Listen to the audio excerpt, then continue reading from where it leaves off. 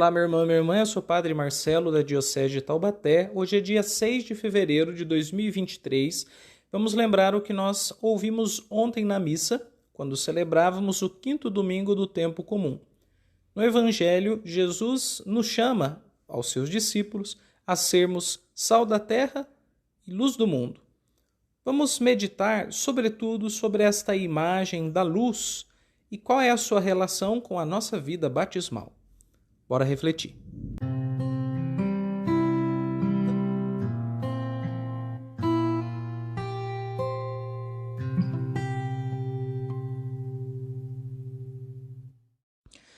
Para meditarmos sobre a luz e sobre o cristão como luz do mundo, que é a proposta de Jesus para nós, vamos seguir o seguinte percurso de reflexão. No primeiro momento, vamos meditar sobre o rito da luz no ritual do batismo. No segundo momento, vamos pensar um pouco sobre a luz no tempo de Jesus, para no último momento falar da luz de Deus que habita em nós. Primeiro ponto, a luz no batismo. Existe um momento do ritual do batizado em que o padrinho, geralmente, ou o pai, às vezes, pegam uma vela e acendem esta vela no círio pascal, que é aquela grande vela abençoada no sábado santo, representando Jesus ressuscitado. Então, o pai ou o padrinho entrega a vela acesa para o batizado e diz assim: Fulano, receba a luz de Cristo. É um gesto simbólico para mostrar o que o batismo faz na vida do batizado. Ele ilumina. Inclusive, se nós lermos no Catecismo da Igreja Católica, quais são os nomes que a tradição da Igreja foi dando ao batismo, um dos nomes é iluminação.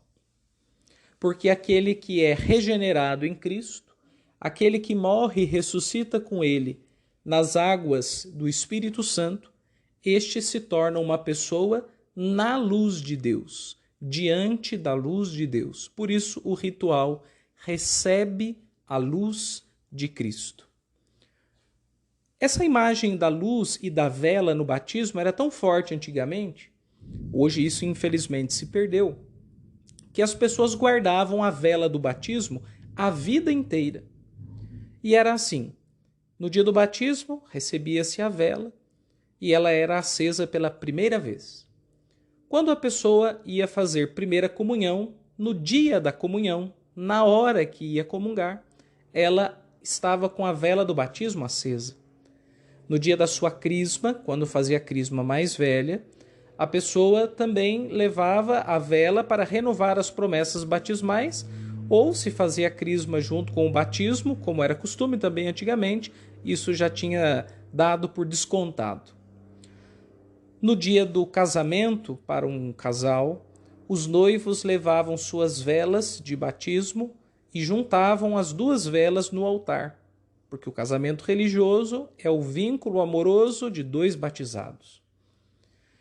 No dia da primeira missa de um novo sacerdote, ele entrava na missa com a vela do batismo acesa. E na hora da morte, no último momento, quando só restava um pouco dessa vela do batismo, essa vela era colocada na mão do defunto ou do lado do caixão, de modo que ela terminasse a sua existência consumida por aquela chama que representa Jesus. Ou seja, desde o batismo até a hora da morte, em vários momentos importantes, a vela era acesa e ia se consumindo até a hora em que ela terminava, junto com a morte, representando uma vida toda vivida na luz de Jesus. Veja que símbolo forte este. Seja o símbolo da luz em si mesma, a ressurreição, a vida nova, seja a vela do batismo.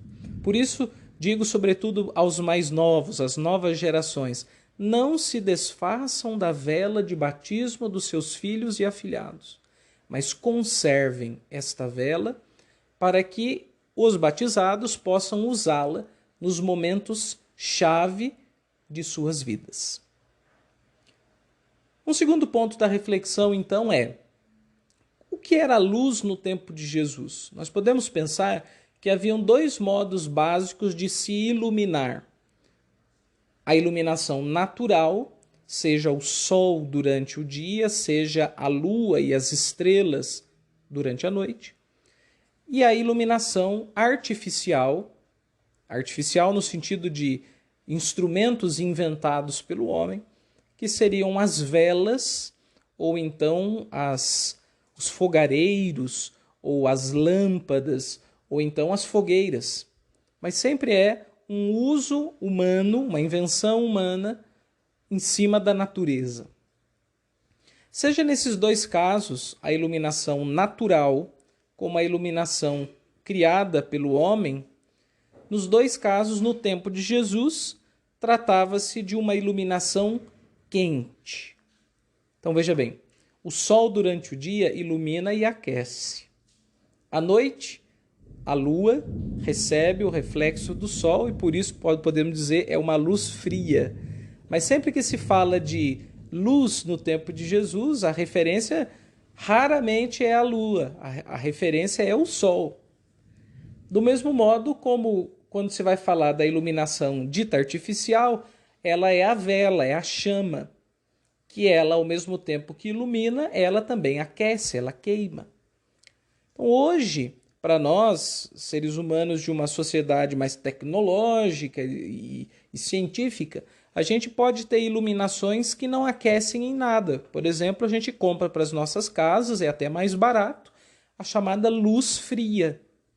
Mas no tempo de Jesus, não. Toda a luz era luz quente, com exceção da luz da lua e das estrelas, né? Bem, o que isso pode significar para nós? Quando se fala de luz, automaticamente vem junto uma significação, um sentido de aquecimento. Quando se está exposto ao sol, é possível ver a realidade ao redor e ser acalentado por ele. Em algumas situações, pode-se até sofrer o calor do sol. E à noite, acendendo uma vela, posso iluminar os meus caminhos com ela, mas também posso queimar o meu dedo na sua chama. Ora, quando Jesus fala, vós sois a luz do mundo, nós podemos interpretar assim, somos chamados a iluminar, a brilhar, a abrir caminhos na escuridão, a espantar toda a treva do medo, do pecado, da injustiça, da maldade, de tudo que destrói o ser humano, fisicamente, moralmente, psicologicamente e espiritualmente. É a nossa vocação. Mas não só levar luz, é levar calor. Por isso a gente, às vezes, usa expressões de acalento ou de calor para questões mais afetivas. Por exemplo, falamos de um abraço quente. Dizemos de uma relação que ela arde. Falamos de um coração que crepita. Tudo são imagens de chama, de fogo. Na terminologia da espiritualidade, há inclusive as chamadas almas flamejantes. Que são essas? São pessoas que têm a sua alma ardendo em Deus. Elas têm luz e elas têm calor. Santa Hildegarda de Bingen, uma santa alemã, que tem desenhos de sua autoria muito bonitos, que em geral são reflexos da sua experiência mística. Ela tem um desenho muito interessante do Espírito Santo que é assim. O Espírito Santo é retratado como um corpo humano, como um homem, só que em chamas, todo flamejante. E ele tem uma grande barriga, gordo. Na verdade, ele está grávido. E no centro da sua barriga, no seu ventre, há o desenho de um ser humano comum, como aquele homem vitruviano de Leonardo da Vinci, aquele com os braços e as pernas abertos, representando a proporção do corpo humano. Então o Espírito Santo é o ser flamejante, grávido do ser humano. Viver a fé cristã, viver no Espírito Santo, que é dado no batismo, ser batizado, é habitar o ventre do Espírito. É ser o tempo todo cozido, cozinhado, transformado na chama geradora do amor de Deus. Porque tudo que passa pelo fogo se transforma. Mesmo peças muito duras, como os metais, em determinado ponto de calor, eles são transformados. Assim, tudo que chega próximo da luz de Deus vai chegar próximo também do calor de Deus e será transformado.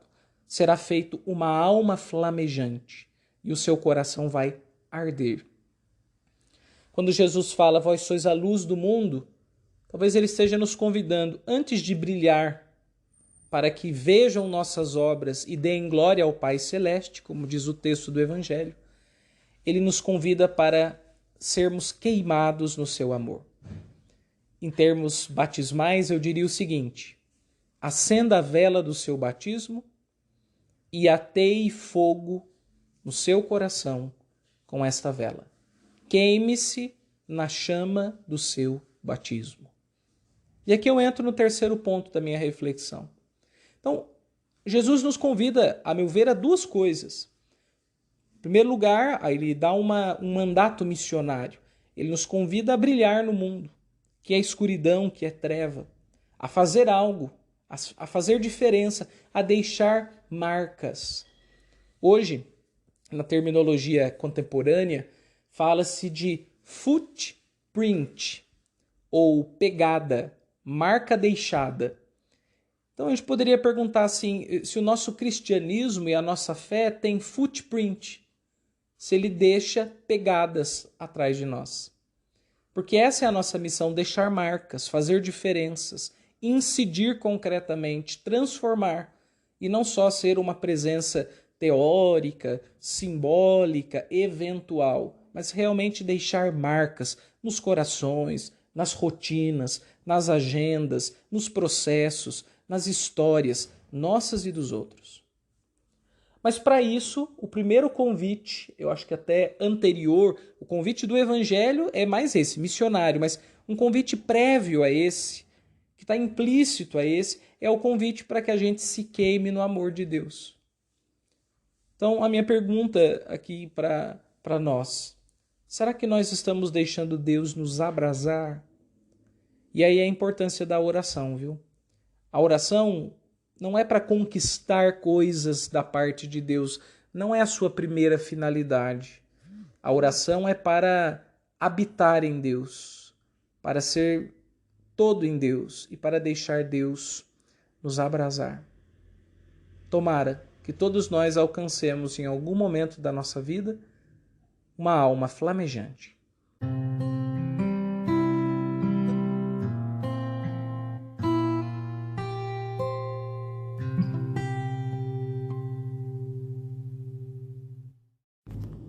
Nós estamos começando mais uma semana e eu gostaria de propor o seguinte exercício espiritual. Se você tem a vela do seu batismo guardada até hoje, escolha um dia, reserve uma meia hora preciosa para você estar inteiro só para Deus e acenda essa vela do seu batismo durante essa meia hora e ali renove a sua relação com Jesus, pedindo que o Divino Espírito Santo abrase o seu coração. Mas reserve assim uma meia hora distante de tudo, não faça essa atividade junto com outras coisas, que seja exclusivo só para Deus e para a sua renovação do amor de Deus no seu coração. Se você ainda não tem ou não tem mais a vela do seu batismo, proponho que você use uma vela normal, que durante essa semana, todos os dias à noite, você acenda na sua oração, antes de dormir, a vela na escuridão. Faça bem assim, apague as luzes da casa, do seu quarto, acenda sua vela lá no seu cantinho de oração e quando você acender a vela, faça a sua oração, sobretudo pedindo a Deus: ilumina o meu coração, ilumina a minha mente e aquece a minha alma. Senhor, seja luz e calor na minha vida. Te desejo uma excelente semana e até a próxima. com mais um Ontem na Missa. Até logo, pessoal!